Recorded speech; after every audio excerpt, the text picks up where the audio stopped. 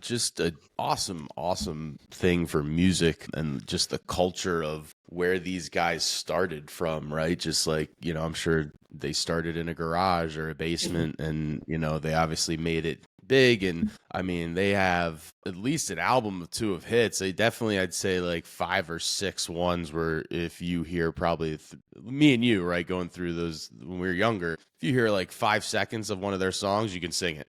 Right, you know the words, and so basically, this spontaneous, like low key, like performances they've done. I've seen backyards. I think they did a backyard in Columbia, Missouri, with the University of Missouri. I think they did one in L.A. I saw a bowling alley somewhere. I'm not sure exactly where that was, and basically they just kind of used social media, and they went on and were like, "Hey, if you have a spot and wanted to host us." Like, go to this website, throw your email, phone number, tell us where it is, and we'll hit you up and send some pictures, and, we'll hit you up if we think it's a good spot. So they have all these people, sending in submissions, and they'll pick one, and they go and set up, and they don't release the location until like an hour before they're going to perform. And they did one, and it was a hit, and then I think they all just said, like, fuck it, let's just do this. Let's do a mini tour, not 4 nights a week. They're kind of picking and choosing where they're going. But I think the lead singer, Tyson Ritter, just threw $50,000 at it. Said, hey, we're going to self-fund this. We got a bus, and obviously they want to pay the crew who works hard for them, even though it's not a big venue and they're not selling tickets. I think maybe the bowling alley, they were doing like 5 tickets to maybe, support the crew or whatever. But obviously not a money-making venture for them. So I have a clip. I have a clip of Tyler at one of the shows. Let's see. Let's play the clip and just hear from him on why they're doing this. I mean, I love that, Pat. I love, I'm a concert. I'm flying this afternoon. I'm heading out west. We're doing a weekend tour. We're doing a big festival in Napa called Bottle Rock. Tickets are very expensive. Justin Timberlake, Green Day. So I'm on both spectrums, but you could see the passion in his eyes, and you can't, like, you could bullshit that for 1, maybe 2, but you're not gonna put your own money, get a tour bus, pay the crew, and go like, hey boys, let's go do this, like, because that's how you have to start. I get tingles thinking about it. Just like that's just like, how you had to do your baseball career, right? You don't get to the fucking first round draft pick overnight. You're in the backyard throwing the ball till the sun goes down, and even at night, and going working out and grinding. Like, I quit my job at IBM. I lived in LA on a couch, not making any money, like not really figuring out, am I going to make it? End up at Barstool. Now I'm doing stunt driving and, making commercials. And it's like these kids that did this band, 25 years ago, they were in a garage, and then they maybe scrummed up enough money to rent a van that probably broke down on them 20 times to go around the country and just hopefully beg that maybe 10, 15 people would pay attention to them at these little tiny venues. And then they hit it, they break through, and they do their, countrywide tours and sell out the amphitheaters every summer for probably 5 to 8 years, make money and live out their dream. And, time goes on, you become less popular and whatnot. And looks like maybe they might want to get back out there. I think this is a great just culture of music moment where, again, I support all sides of music. I'm not a huge fan of like financing tickets for Coachella, and I really hate the fees, and I know how Ticketmaster works because I go on tours and I see how Ticketmaster owns the tickets. They own the venue, they own the food, they own the beer, and I get a little insight into what these contracts are, and it's like, man, this is kind of close to a freaking monopoly here. But I love live music, so it's like if that's the cost to go to live music, I'm in because I just love the art and I love being around it. But this is just, I think this is so cool. It's a cultural moment of just getting back to the roots of what being a band is, especially like a grunge, punk rock, pop punk band. And you could tell he was super passionate about it. And what a better way to like, hey, maybe these guys, they've probably been laying low for a little bit. I haven't been keeping up on what they do every single year, but this looks like something that they're passionate about for maybe a little revive. See Blink-182 doing, the stadiums and the Coachellas, and Green Day got back on. And, if these guys are passionate about it and want to get out there and sing, and then eventually do want to probably make some money, they're like, hey, let's do that. Let's restart this a unique way. Let's do this different. Instead of disappearing for 10, 15 years and then coming back onto Coachella and making people finance their tickets, let's go reintroduce ourselves to our old fans. Let's go get some new fans in this fun, unique, viral way. And then maybe next summer they do a normal tour at the amphitheater or whatever. But it's like it's reconnecting again. I would totally go to that if I saw them at a bowling alley in Missouri and then they were doing the local amphitheater for $60. I'd be like, oh, we got to remember how much fun that was. Like it just, you have that new memory connected with the old memory, and I just think it's so cool. And I think it's genuine. I really think it's genuine, and I'm super pumped. And I hope they do one in Tampa, because I would definitely try and go and find my way there. Well, listen, I have to be honest with you. I would be lying to you if I said I didn't already reach out to the All American Rejects to hopefully come play in Hoboken. I am full send here, TiVo. I actually had somebody reach out to me on Instagram saying, please reach out, represent Hoboken, try to bring them to town, which I found very humbling that you thought that I had the ability to bring the All-American Rejects to town. But I did reach out as of this morning. No response yet, but would love to have them in and love to get them at River Street Garage or any of the places and be able to play and just enjoy yourself a little bit. But I'm with you, TiVo. I think whoever came up with this idea, if they get given advice or if they just did it themselves, brilliant way to reintroduce yourself back to the folks in our generation that did listen to that music growing up, and then, like you said, gain some new fans, get some people out there. The world we live in now with all of this content and the ability to make, be able to get in front of an audience that you haven't already and get out there and grow your fandom and such. It's unlike what we used to have. We haven't had that. Back when All American Rejects were big, you probably had to do the traditional, make some music, get recognized, get on a label. The label has a lot of money, so they market the hell out of you and get you out in front of the world. And these songs that do well do great, Funny enough, I was just watching One Tree Hill, which is obviously a show from way back in the day in the early 2000s. And they were talking about, at this time, one of the characters has her own record label. And they were talking about how she just doesn't have the resources to get this song to do well and get it out to everybody, which is interesting because you think about the music industry and you think about any industry. And we've talked a lot about marketing on this show and how I think it's a kind of a key to unlock bigger businesses and bigger returns and all that stuff, because it's interesting that you may be able to make great music, but if you don't get it in front of enough people, nobody cares. You'll never get big. You could be a phenomenal artist, a phenomenal DJ, a phenomenal band, and all that. If you don't get seen, or if you don't get a label behind you, or you don't have the ability to do these viral moments on TikTok, you'll never get to where you want to go. And a lot of it has to do with, like you say, you get noticed, you get on a record, they have the resources and the not only the ability to get you in these things, but they have the money to back you to kind of get your music out there to millions and millions of people. And again, a good example of this is just our podcast here. From a small time guy, I have a little bit of a marketing budget, and granted, we did find what we kind of wanted to talk about over the last 12 months or so, but you get out in front of people and, all of a sudden, you're wavering, right? TiVo, in the first year that me and you were kind of going at this, we'd get a little virality moments here and there, like we'd be okay, but like as far as like really gaining momentum from a listenership and people that return and such, we weren't really getting it. Like we couldn't figure out why, but we weren't really getting it. Me and TiVo had countless meetings trying to figure this stuff out, the direction of the show, what we're going to try to do, all this stuff. And then we flipped the switch to, hey, listen, a lot of podcasts nowadays are clip based.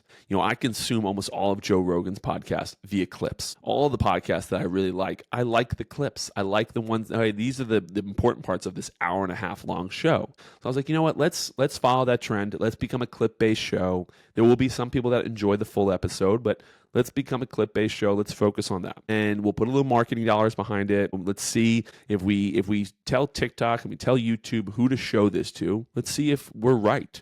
Let's see if this audience that we believe is the right audience enjoys our stuff. And lo and behold, we just hit 10,000 TikTok followers. We're approaching 10,000 subscribers on YouTube.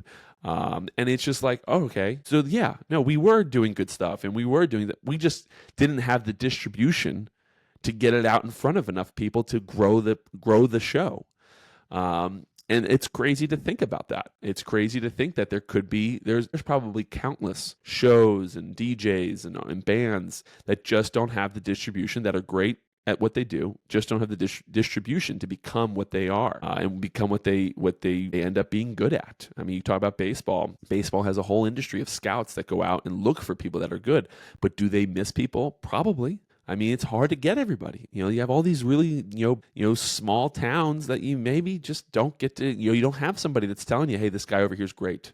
So it's interesting to see how this kind of works, and to see how, like, if you have money and you have a marketing brain, you might be able to do things for your own company that, there might be a better, we are the number one business podcast in the world, TiVo, but there may be somebody out there producing a better show than us, but doesn't have the marketing dollars to get it out in front of anybody. So again, it's an interesting take, but you talk about how, you do have the ability, although the All American Rejects are self-funding this, so there is money going into this. They may not be paying for the videos to show up on your For You page. I don't know. I haven't seen a sponsored post by All American Rejects yet. They may not be paying in that sense, but they are paying, like you said, the band, all of this stuff. They may be paying somebody to come in and film those moments, to be able to post them.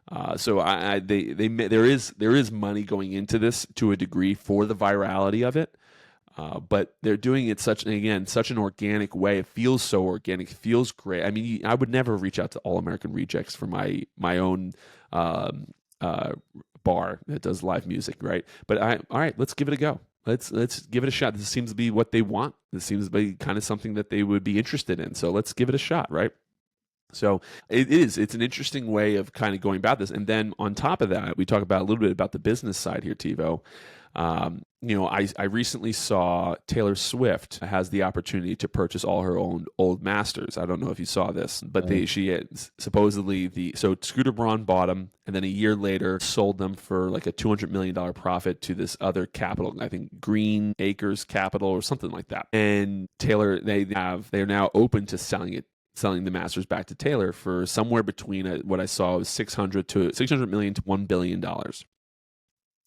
And apparently, the rumor mill behind doors is Scooter Braun's actually pushing the company to sell them back to Taylor, whether or not it's a good deed or what have you, whatever. One thing that I learned when I was reading about this process was, let's say she's got to pay $1 billion for these records. One, she likely doesn't have $1 billion in cash, right? Almost nobody does. And so, so how is she going to pay? How is this deal going to get structured? And it could be their typical, seller finance type thing where, hey, listen, I'll give you $100 million up front. I'm going to go bananas in the next 2 years with licensing and all this other stuff and play a bunch of tours and all this stuff. And you'll get royalties and all this to get to the point where you get your full money back over the next 5-10 years, right? So there's always that way, but that's not what I'm here to talk about. What I found interesting was when you talk about, Taylor's version, when she re-recorded so many things.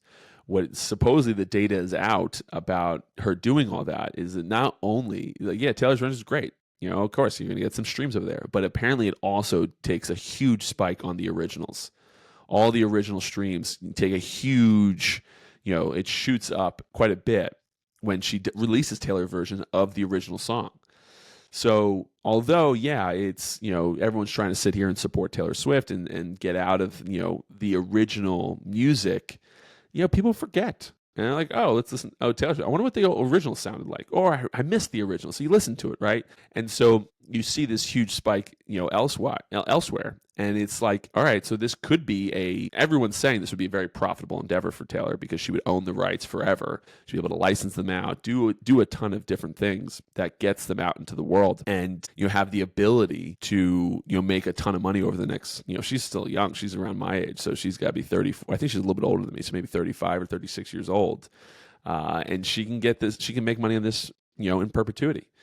And so, when you talk about the All American Rejects and how this ties together, it's like, the virality of it's great. Maybe you get reintroduced. Maybe you do the tour next year like TiVo's talking about. But on top of that, you have to imagine right now that dirty little secret, at the very least, the streaming and the licensing and people wanting it right now is through the roof. And they're probably making a good amount of money on the back end of this, not that, or maybe, I don't know how much they own. Maybe it's a label that Right. owns it, kind of like Taylor Swift. So it could be Exactly. somebody else that owns those rights. But if they do own a piece of it, they're bringing a little bit of money in this. It's a good organic way. Doesn't feel salesy and anything. Not that they're trying to be salesy. They're very clearly not trying to be salesy. But it's a good organic way that's great for consumers. And they make a little money on the back end, possibly because of all the streaming that takes place, all the licensing that may take place.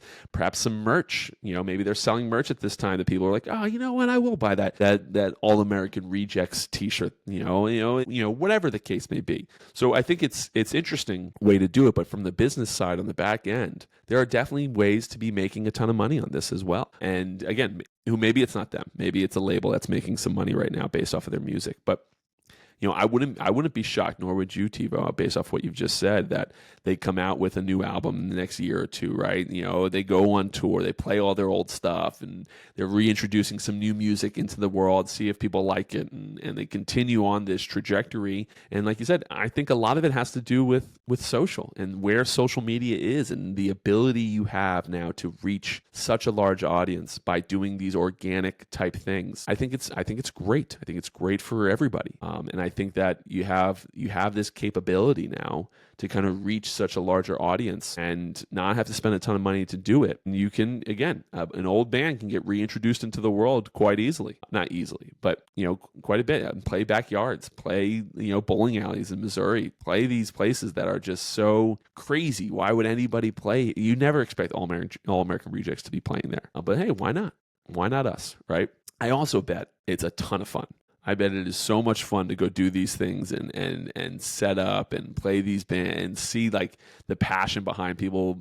I'm sure the business owners are through the moon happy that these people came and played because it's probably crazy. It's probably just an awesome event for everybody involved. So I think it's great, but there is a little bit of business on the back end, and I bet you, I don't know that we'll see a tour. Because it seems as though they're pretty anti-tour right now, so they're gonna have to find a creative way to kind of go about this on the back end. If they do decide to go on tour next summer or what have you. There's some bands that can do a band that I know in our genre is called Stick Figure. Huge, like 2018, 19, they were playing Stone Pony parking lot. They were opening for us, Revolution. Now they're their own headline thing, and they do a unique one where they're not partnered with Ticketmaster, I don't think, and they give like refunds. Somehow they can buy their ticket. They're like, hey, we don't want to give all the fees, and like you have a refund up until like the week of the show or something crazy they offer. So there's unique ways that some bands can build a tour. But my guess would be they do this summer for another month, and then I would put some money that I think if they're doing this, they miss it, and so they're gonna want to do like an official tour with a But after doing that, I don't know if you get you don't necessarily get the Coachella nod, because then you're kind of going back on fuck Coachella. But I don't know. I think it would be cool if they do like a real maybe amphitheater tour, but try to. That's the cool thing. If you want to put yourself out there like these guys did, go try and do something outside of the mold. You have the attention, so try and build something that's fan friendly.